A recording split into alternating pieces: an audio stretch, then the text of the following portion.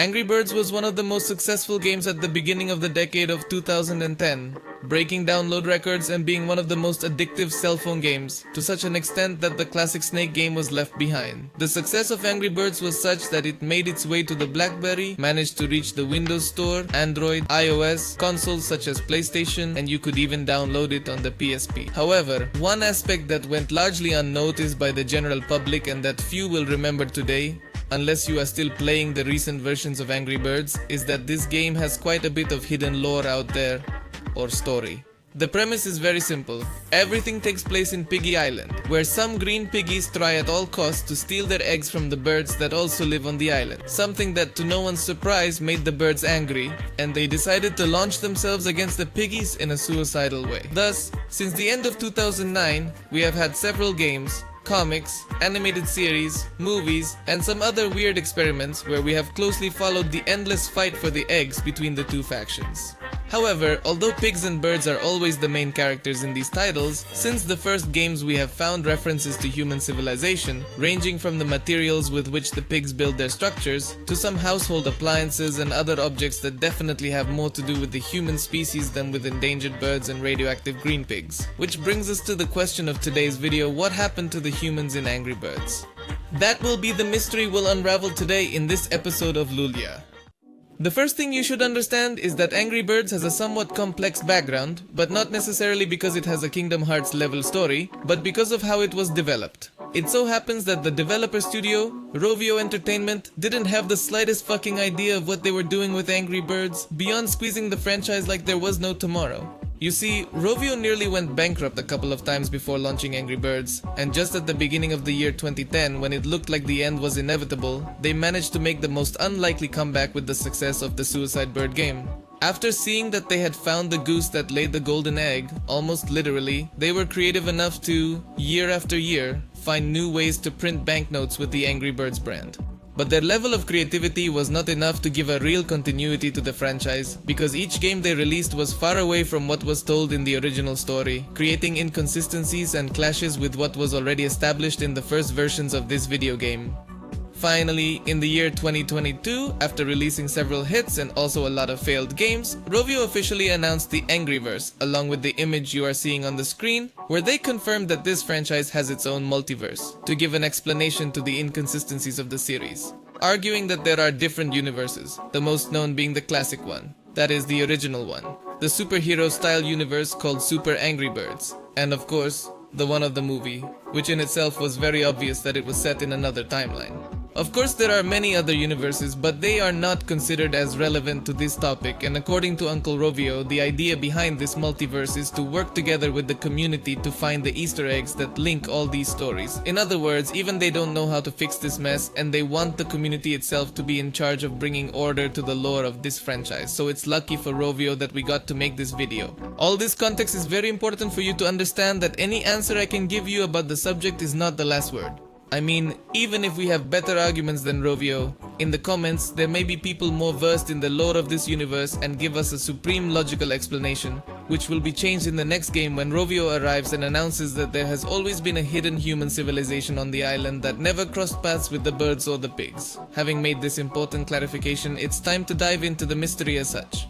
We are going to focus on the classic Angry Birds universe, since it is the best structured in quotation marks, as well as having more relevance than the rest, since in some universes we do not have enough information to give a concise answer, while in others the answer is too obvious, as in the Super Angry Birds story where the birds coexist day by day with humans. As for the classic universe, it is made up of the original 2009 installment, Angry Birds Seasons, Angry Birds Rio, Bad Piggies, Angry Birds Toons, and some comic series. There are also other spin-offs such as Stella and many other collaborations that offer some demos for some browsers, applications, and important franchises, but the first ones I mentioned are the most relevant. In the first title, we can't rescue much about the presence of humans, beyond some materials that the piggies use for their constructions. But in Angry Birds Seasons, they released some levels with a Halloween theme, where we can clearly see that on the island there are skeletons belonging to humans. This confirms the existence of the human species in the classic Angry Birds universe. Unlike other universes such as the movies, where it seems that humans either never existed or became extinct much earlier, leaving other species such as birds and piggies as the predominant ones on the planet. Some may think that this does not confirm anything, as they are thematic levels for the Halloween season, and therefore we should not take them so seriously. But it is not the only time that humans are made erudition. For example, there is a series called Angry Birds Toons, which began its broadcast in 2013 and has 3 seasons, full of references to humans by various objects that appear on screen, and there is a Christmas episode called Jingle Yells that ends with Santa Claus himself flying over Piggy Island. And although only his silhouette is appreciated, we can be sure that it is not a piggy with a white beard or a bird with humanoid shape. It is human Santa Claus in flesh and blood. In the same series, we can observe human technology on the island, but it is very particular. The cars we see are old cars like the Volkswagen Beetle, and paying attention to the models, they may be some produced after the Second World War. We also have an instant Polaroid camera that began production in the late 40s and was improving its designs in the next decades, which adds to old lamps, Super 8 projectors, and old televisions. Strangely, the island is full of objects from the last century, and can be seen especially in toons. In addition, in the comics we also have references to humans, as constantly the inhabitants of the island find some objects that were dragged there, but above all, both pigs and birds are widely familiar with human objects. One of the most interesting is the scarecrow, since on one occasion the piggies use that human invention to try to scare their enemies and be able to steal the eggs, which initially works, and the Angry Birds recognize this powerful and ancestral artifact as one of the birds' old natural enemies. And if they are frightened by a scarecrow, it is because they have lived with humans at some point. So theory number 1, maybe humanity had exterminated itself after some conflict like World War II, or it may even be an alternate universe where the Cold War ended very badly for our civilization, judging by the very specific technology coming to the island. That would perfectly explain why we don't see our species intervene in the main plot of this universe. And perhaps the island species like the birds and piggies were forced to take refuge on a remote island far from the rest of the world to safeguard themselves from the nuclear winter and be safe from military weaponry of highly destructive capabilities. It would also explain why piglets have a radioactive green color and why birds are endangered.